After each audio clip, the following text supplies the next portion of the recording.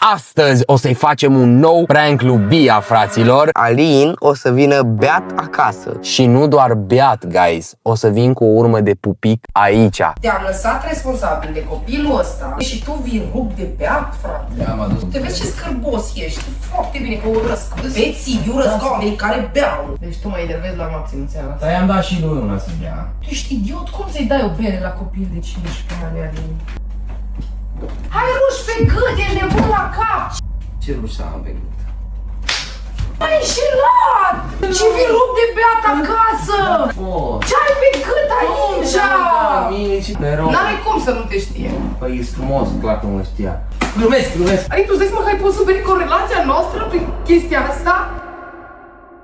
Hey guys! Astăzi o să-i facem un nou prank lui Bia, fraților. Deci acum suntem în București. Chiar astăzi am făcut filmările pentru noua piesă a lui Bogdan. Cel mai probabil o să fie deja postată piesa când o să punem noi videoclipul ăsta. Dacă n-ați ascultat-o deja, vă lăsăm aici pe ecran, dar și aveți linkul și în descriere. Mergeți și ascultați-o că a ieșit bombă. Dar ideea este următoarea, guys. Ne-am gândit să-i facem un prank lui Bia. După ce am terminat filmările, pe la 2 dimineața, eu cu Bogdan și cu băieții care ne-au ajutat cu piesa și cu filmările, cu Bogdan și cu Răzvan, ne-am decis să mai stăm puțin la o poveste. Dar lui Bia i-a fost somnic, destul de somnic, guys. Așa că am decis că ăsta este un moment oportun, un moment perfect în care eu și Bogdan să ne riscăm sănătatea, să ne riscăm liniștea, ca să aveți voi la ce să vă uitați când băgați în voi ca sparții, da? Adică astăzi Alin o să vină beat acasă. Și nu doar beat, guys, o să vin cu o urmă de pupic, de ruj aici. Pentru că când am dus-o la cazare pe Bia după filmări, Că nouă, trebuie să o ducem la cazare. să-și facă somnicul, i-am furat din geanta de machiaje un luciu de buze, guys, fără să știe. Ce-l fac eu? Nu, mi-l fac eu. Ce vrei, să mă pup pe gât? O să-mi fac eu pe buze, după aia o să-mi pup mâna și după aia o să-mi pun eu aici, știi? O să fie perfect. Pentru că ne riscăm sănătatea pentru entertainmentul vostru, vreau neapărat să strângem cât mai multe like-uri. Vreau 21.342 de like-uri dacă vreți să mai facem prank-uri pe canal. Pentru că nouă ne plac, dar nu știu cât mai putem duce până să nu se sfârșească mai rău. Nu uitați să dați și subscribe, guys, pentru că imediat facem 200.000 de subscriber. Probabil o să fie deja făcuți când e postat videoclipul ăsta, dar oricum, și dacă e trecut, dați acolo să facem 300.000 de subscriber, da? Apăsați clopoțelul pentru a primi fiecare notificare de la videoclipuri, da? Adică când se postează un videoclip, voi primiți direct acolo pe telefon, vă sună telefonul.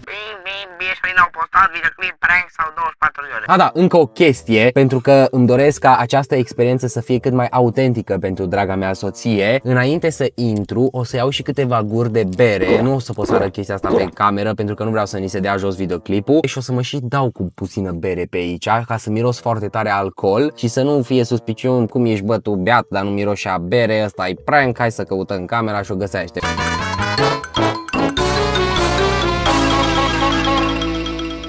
Deci să facem toate lucrurile ca la carte, bun? Și oricum, înainte să intrăm, o să-mi iau și pe mine un hanorac să nu se vadă semnul de pe gât, pentru că nu vreau să-i dau direct chestia asta că am un semn pe gât, un pupic pe gât. Și vreau să văd prima oară cum reacționează pentru simplu fapt că mă vede beat, guys, pentru că eu și Bia nu bem absolut deloc alcool. Noi urâm alcoolul. Deci e chiar curios cum o să fie reacția ei, nu doar pentru că am băut, ci pentru faptul că am și băut fără ea și am venit acasă beat. Nici nu vreau să imaginez ce o să zică când află de urma de la pupic. Hai să mai stăm pe gânduri, îmi iau hanoracul pe mine și trebuie să facem semnul. Hanoracul a fost luat, haideți să facem semnul de pupic. Asta o să fiu ca Bia. Lucruri pe care nu le suport la fetele pick-me. 1. Când Sunt pick-me. O dau așa cu mult, justo. O dau cu mult, Queen Girl, Soleil. Bun. Clock. Nu știu dacă e ok, cred că e ok. Și acum facem așa. Se vede, hă? Se vede și mai bine că nu se vede chiar așa tare, știi, să nu-l vadă Are direct. buzele mai distorsionate, fata, îmi pare rău. Bun, e perfect, e perfect, e perfect, e perfect. Băi, nu știu dacă am zis deja pe videoclip, dar e vreo 5 dimineața deja începe să crapă de lumină. Haideți să o trezim pe scumpa mea soție. Liniște,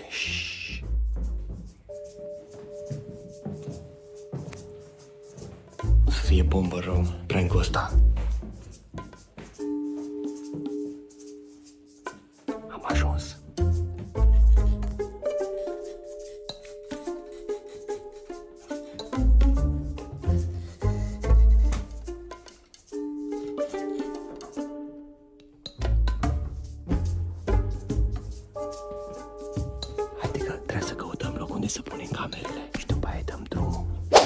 avem 2 telefoane puse să filmeze. Ora, după cum v-am zis, e 5:30 efectiv, imediat se face lumină și eu o să mă pun pe canapea și Bogdan merge să o trezească pe Bia să vină aici să-și vadă soțul beat în casă.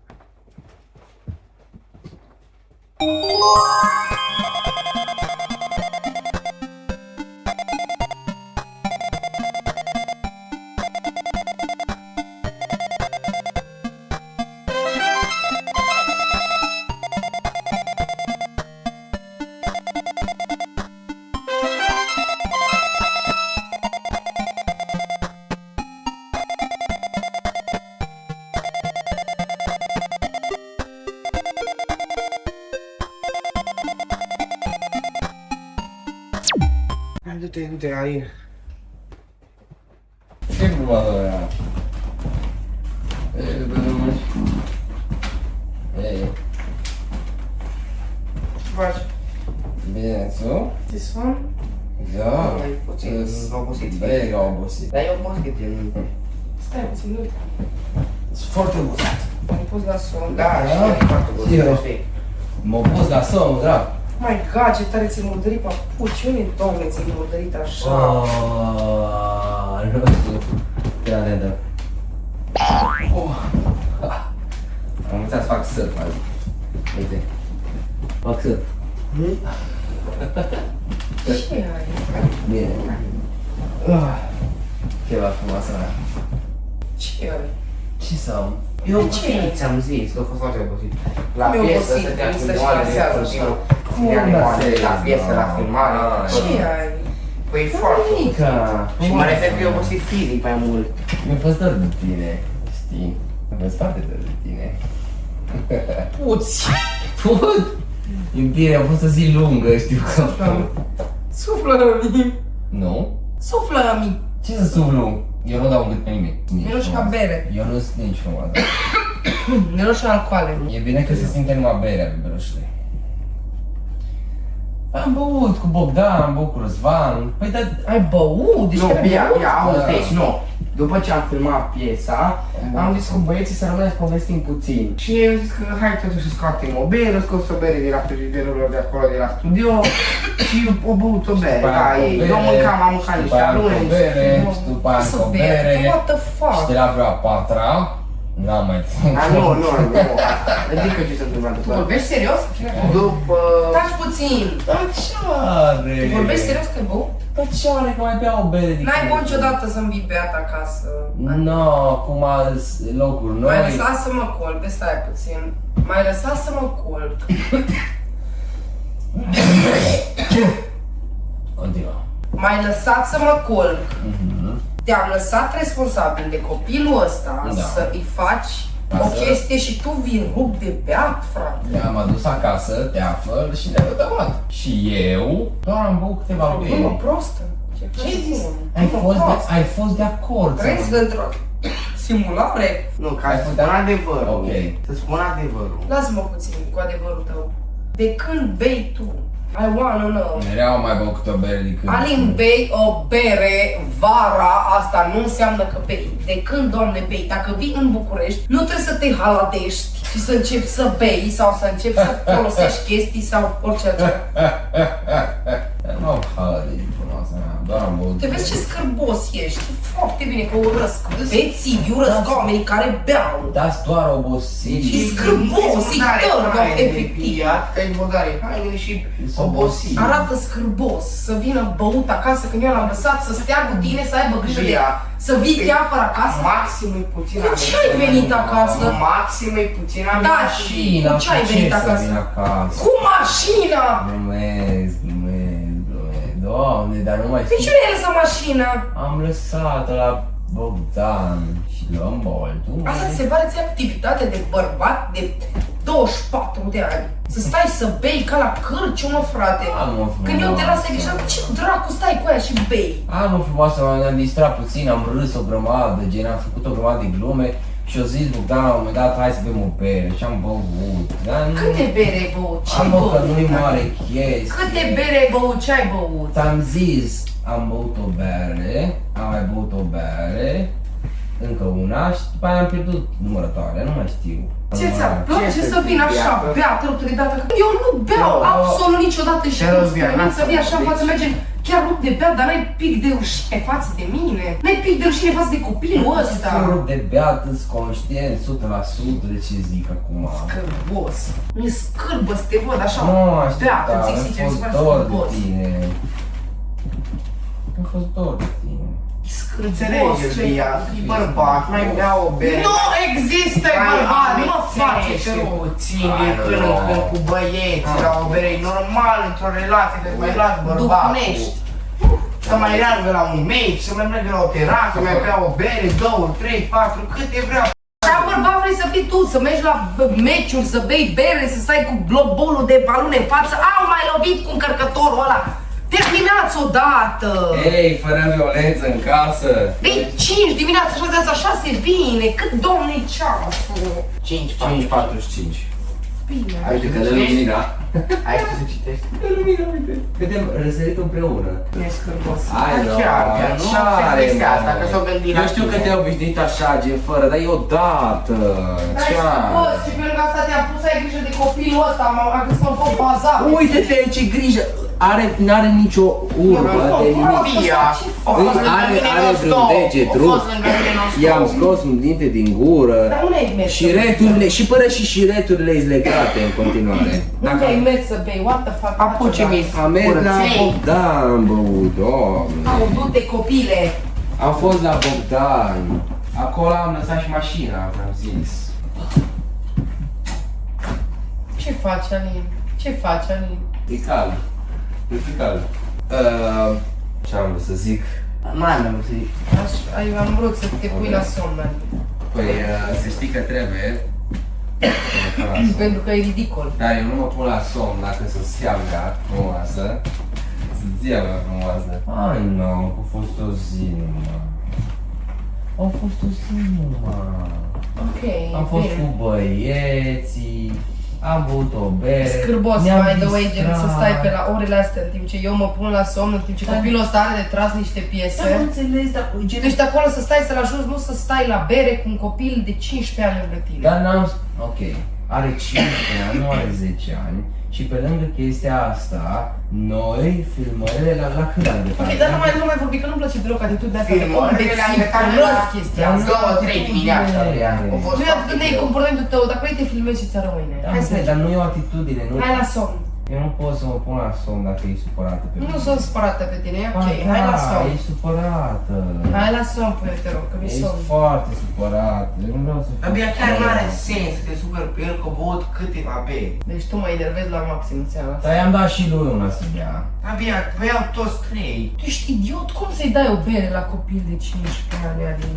Bă, bă, Da, bate, uite, ce o îți dimineață și explic, două mi voi îți să urca la cap, ce îți se explic. întâmplă, veniți în București 4 zile, am dat o razna! Îți explic. Eu ți-am zis deja, nu mai țin minte câte bere am băut. Nu Dar ți-am ce știu clar e că la ultima n-am mai putut și am dat-o lui Bogdan. Scârbos, scârbos, ok. Asta dat-o. It's enough, hai la somn. Ok, merge la somn dacă îmi zici că ești ok cu mine. Merge, Sunt ok cu tine, haide. mergem.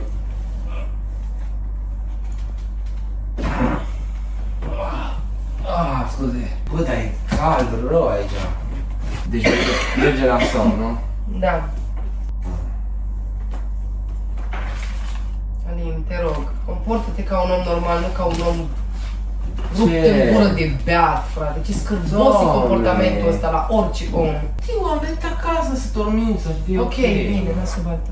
Hai să mergem. Hai, te ridic eu. Pleacă, Hai, zău. Să mă lași. hai, frumoasă. Hai, îmi pare rău. Hai mă, bebe. Îmi pare rău. Hai. Îmi pare rău. Te iubesc. Ce mă împingi așa, vezi, să cazi jos? Ce ai pe gât? Ce să am pe gând, doamne? Ce ai pe gât? Ce-i chestia aia pe care ai pe gât? Ce am pe gând, doamne, se întâmpla multe în seara asta, ce Ce ai pe gât? N-am nimica, ce da? Ce ai pe gât, frate, e ruj, ești nebun la cap! Ruj, dar ce mă ocupa Bogdan? Hai ruj pe gât, ești nebun la cap! faci? Da, Bogdane, că mai pupat, Bogdane, mi-a dat o pusă. Mi-a dat Bogdan o pusă. De ce ai ruși pe gât, Alin? N-am niciun ruși pe gât, ce ruși pe gât am? Am fost la Bogdan. De ce ai ruși pe gât? Am fost la Bogdan. Ce ruși să am pe gât?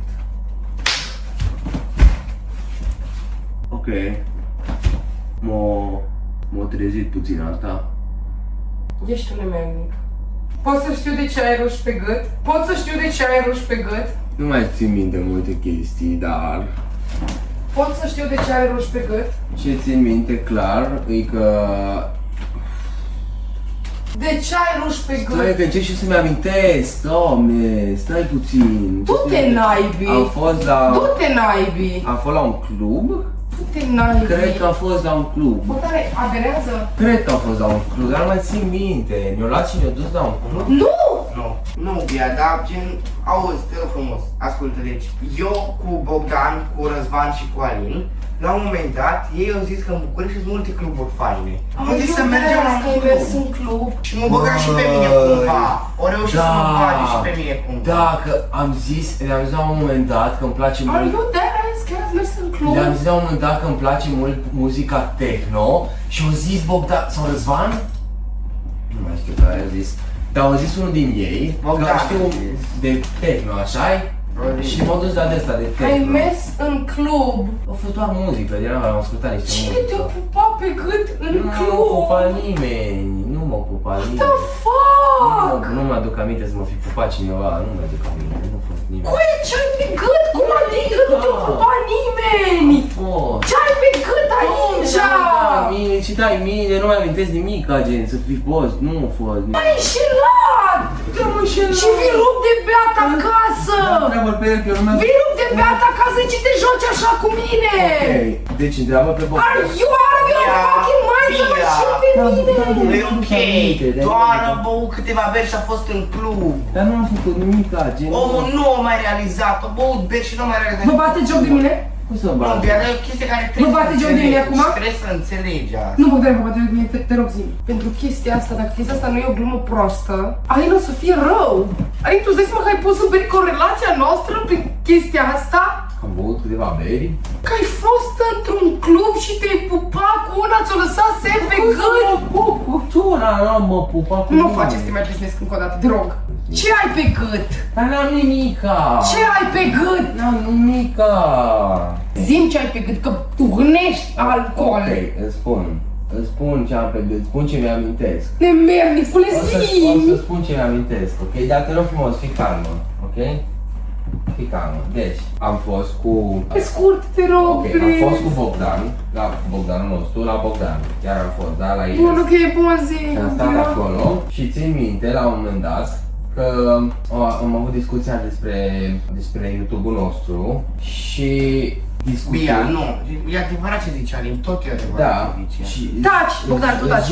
Îți jur Începe că să se ce... trezească, începe să se trezească. Îți jur. Bia. Iubire, te rog, ascultă-mă. Zi, te rog, pe scurt, te rog, zi! Dă-te pe scurt, Zi! dă-te pe scurt, ascultă-mă, te rog. Ai zis și tu că nu ascultă-mă! Să înșel pe cineva, nu contează că e la beție sau nu. Ascultă-mă, că-ți spun. Chiar nu mă iubești, chiar nu mă respecti, nu respecti relația noastră. Cum să fii așa acasă? Te rog, ascultă-mă, ok? Pe scurt, zi pe scurt, pentru că nu vreau să mai aud nimic legat de tine, dacă chestia asta chiar e reală. Ascultă-mă, te rog. Zi-mi ce-ți amintești legat de tine. Ok, azi până acolo, trebuie să îți spun alte chestii. Ca Sunt 100% sigură că fata aia te știa. Te rog. N-are cum să nu te știe. Păi, e frumos, clar că mă știa. Dar... Glumesc, nu a fost nimic. Nu ți se pare ok să faci glume de genul ăsta? Scuze, îmi pare rău. Te rog, te pun în genunchi. Te omor, zi-mi acum. Deci, ca să continui, ascultă-mă. Am fost la Bogdan, da? Și am zis, au avut la un moment dat, din câte țin minte, discuția am vorbit despre social media, chestii trebuie. Bine, ok, bun. Și am vorbit despre YouTube, da? Bia, te rog. Și la un moment dat, vorbind chestiile astea și știind că pe tine te-am lăsat aici, am venit cu Bogdan, am venit de la club cu Bogdan. Dar știi de la ce club am venit? Știi cum se numea clubul? Era... Lasă-mă, te rog, lasă-mă. Știi cum era? Se numea... Lasă-mă, te rog, lasă-mă, te rog, vreau să plec, vreau să Se plec. numea Clubul... Urci de fier. Clubul Farselor, cred. Ceva de genul ăsta. Să nu cadă. Să nu cad. Să nu cumva să cad. Să nu cad, masa mea, să nu cad și să nu cumva să dau poate camera aia. Aia de acolo. Sau poate camera aia. Dacă te uiți acolo. Ok. Dacă te uiți acolo. Poate aia. Dacă cad, s-ar putea să le dobor, știi? Bun, nu cumva. Dacă ai ieșit bine filmările pe care ți le-am făcut când era cu spatele la mine. Sau așa. Acum, în timp ce erai nervoasă acum pe mine. Da. Așa. Atunci erai nervoasă, dar așa e vorbune cu bețivule, familie toxică de... Ce prank e ăsta, frate? Sau Cu poate... Alin beat și... Sau poate... Nu, mă gândesc că creai așa acasă nu ți-ai făcut un machiaj, că te-ai pus la somnic și n-ai observat faptul că îți lipsește un luciu de buze pe care l-am furat, pe care l-am furat după ce te-am adus să dormi. Când te-am adus să dormi, eu deja, ideea deja s-a născut. Era deja la noua lună și s-a născut ideea când te-am adus aici. Păi au trecut puțin timp, au trecut vreo săptămână jumate după de la ultimul prank, știi? Și ai cam uitat, cred. Ai uitat cum se simte. Da, bă, și te rog să postezi acum pe internet cum nevasta ta te abuzează. Și eu o să postez cum sora mea și abuzează soțul. Da. Eu sunt cea abuzată, frate, de către voi. La 6 dimineața. 6 dimineața. Dar eu vreau să știu și mai important. 6 dimineața. Ce-a fost cu pălma aia ce mi-ai dat-o? Vai, bro, m-a șocat, stăteam așa pe telefon și am auzit Băi! rachetă, direct să moară. Băi, dar direct de pe planeta Marte mi-au aruncat-o aia. Ce-a fost cu palma? Te-ai simțit așa ceva? În viața mea nu mi-a dat o palmă. Nu mi-a dat o palmă niciodată, nu mi-a dat o palmă. În viața mea nu ai venit rup de beat acasă și cu ruși pe gât. I guess, da, așa e. Deci dacă vrei să vezi, deci prank-urile, scot cei mai rău dintr-un om, ok? Scenarii imposibile, se pare că le face Alin. Și apoi se supără pe reacții imposibile. Băi, ce-i bine e că de tura asta nu o spart o ușă, guys. Te nenorocesc, jur, te nenorocesc! Bine, guys, neapărat dați like, dați subscribe pentru că acest prank a fost cel puțin un succes. Și nu uitați din nou să-mi lăsați un follow pe Instagram, Bogdi Barănu. Bogdane, taci, ne auzim la următorul prank.